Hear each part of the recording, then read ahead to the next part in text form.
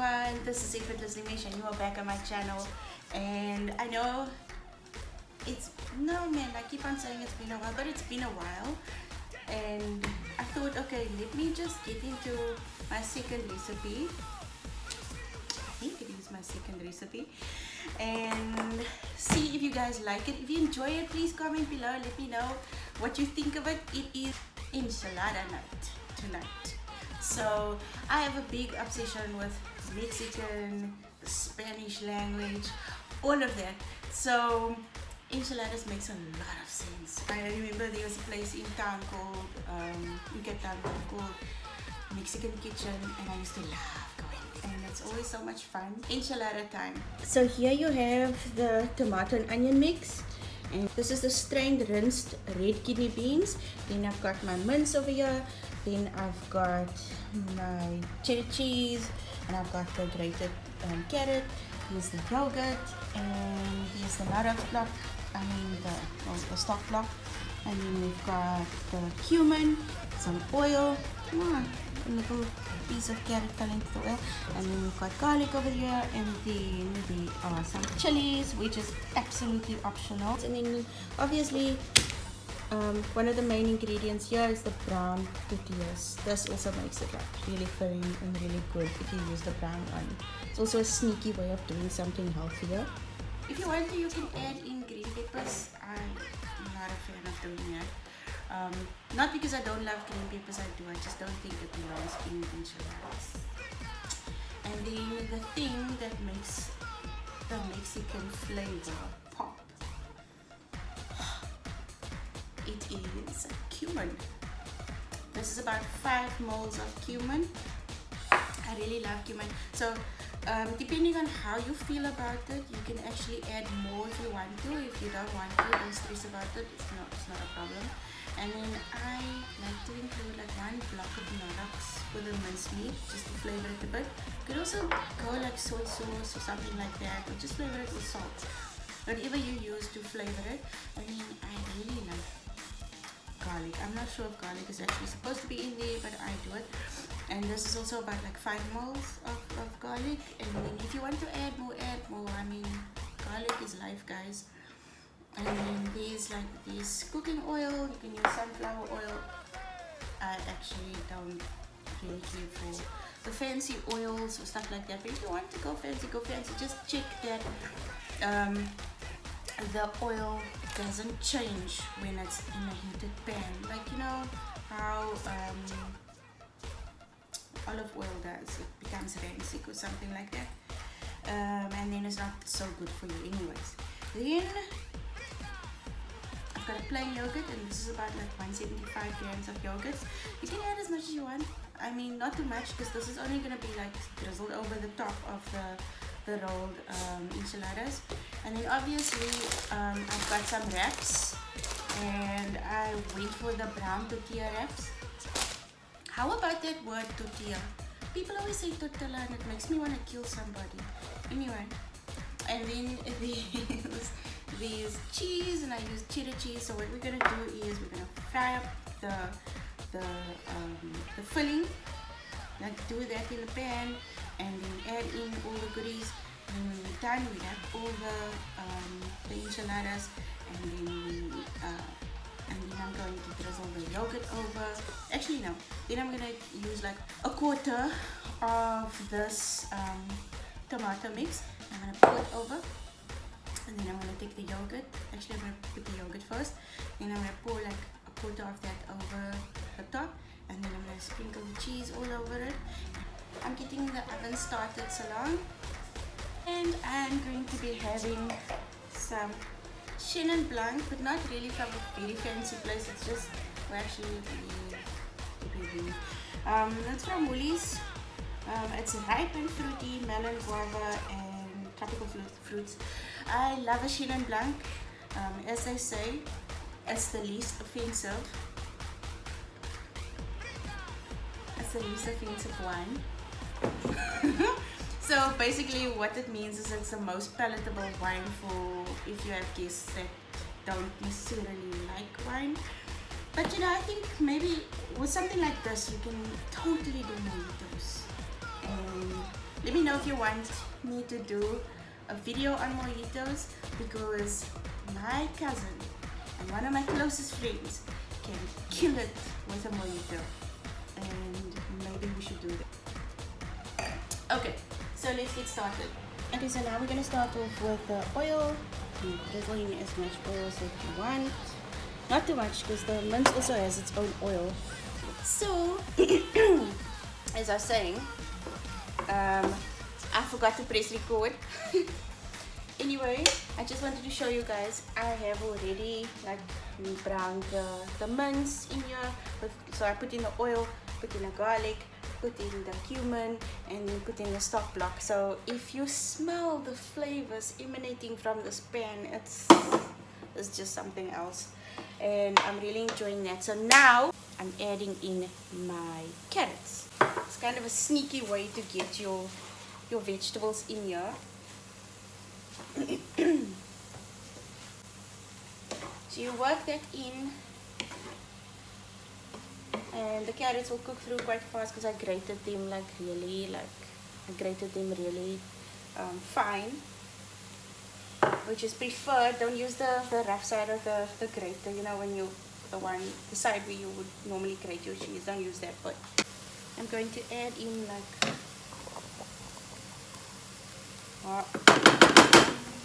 about, yeah, like 3/4. I'm going to leave for the top. Oops. So just working that through. At this point you can turn down your plate to say about 3 or 2, so it can cook slowly. So this is, so the cumin I used is from Fatima Sadao, and it's actually quite nice. It's as pungent as the Robertson one, so it makes it quite liquor. I'm just putting a teeny bit more of this in here. So just working that through. As you can see, it's like really coming along. What I wanted to say is that, here we go with the, I need to add in red kidney beans. You can also add in black beans if you want to, but I prefer the red kidney beans. It just kind of makes it more kind of festive. So you should keep that going. So, oops. That's going there. So I can just like cook through. And this is so totally my favorite pan. It looks like crap, but I mean, all of us have like a favorite something that looks embarrassing once it's like at a certain once it's like a little bit worn. So that's where I'm at in life. Anyway, let me leave this to do its own business while I go. I think I made the filling a little bit too spicy, but let's see how that's gonna turn out. This dish you can actually spray with spray and cook or something like that, or just grease the pan a bit so that the tortillas don't get stuck on the stuffing board. I'm gonna open the wraps. Sip of wine. So so I have been fascinated with like the Spanish language. That's why I developed a love for shows like Jade the Virgin, which is my story.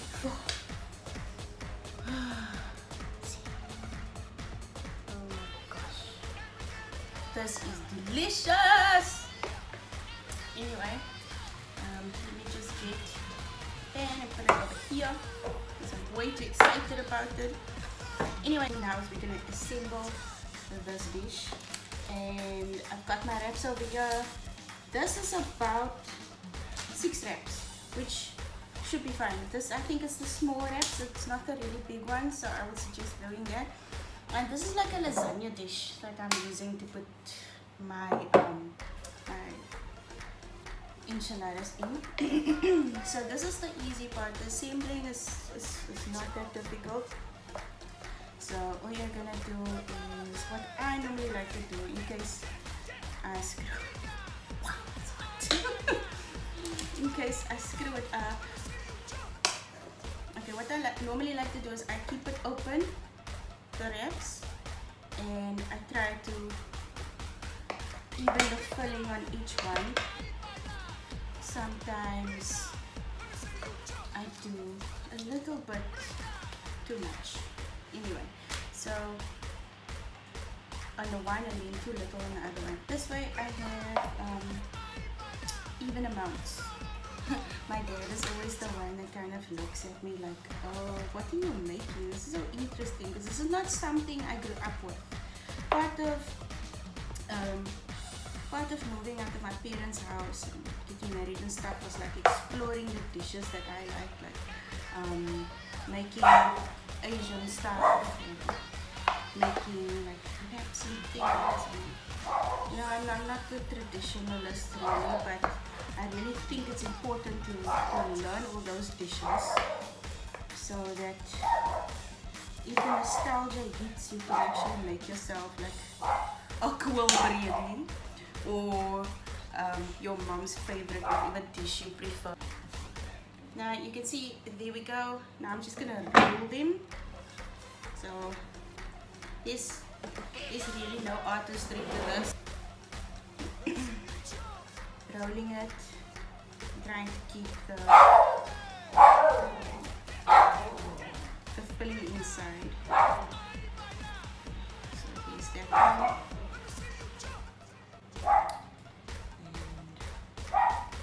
And that one. So what I'm going to do is I'm just going to put them all together like that. See, easy peasy.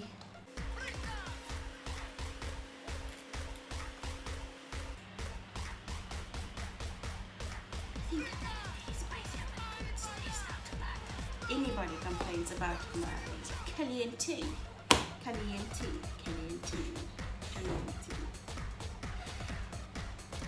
Enchiladas. I'll be like, lo siento. So what I'm going to do now is I'm going to pack these into this this dish. I will enjoy it when you make it too. Hope the flavors also come through. Really, the cumin makes it. There are recipes that don't include the cumin. They lie to you. This is the way. Cumin is the way. And I know cumin is also known as jeera. So if you don't have cumin in your house, but you have jeera in your house, then you've got Mexican in your house. Okay, now I'm gonna add in my yogurt. So I like to use like the thicker yogurts for this. So you just go and you drizzle it all over. So this is gonna become like a little bit of a bed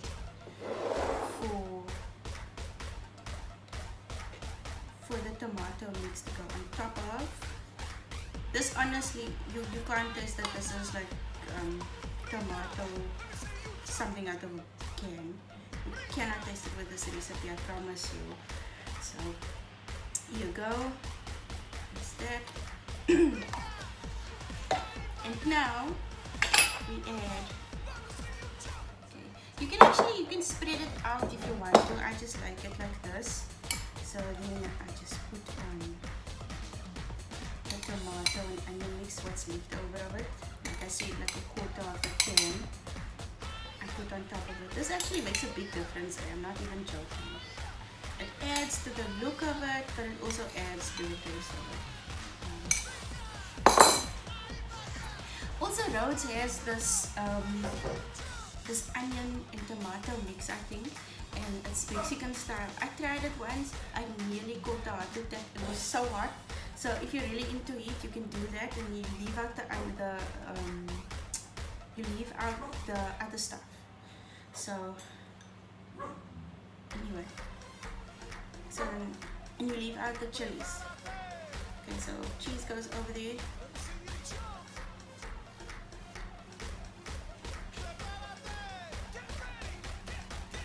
don't have to add too much, but like the cheese does make it look good. Anyway, there you go.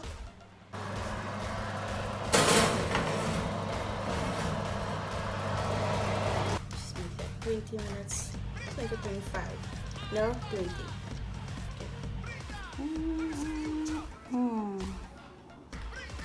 There you go.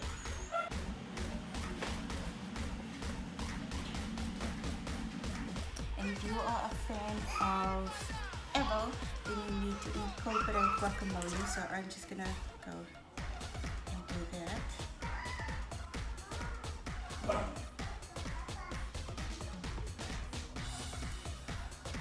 So in this guacamole, I've got cumin, I've got lemon juice, and I've got a little bit of salt. Throwing this thing.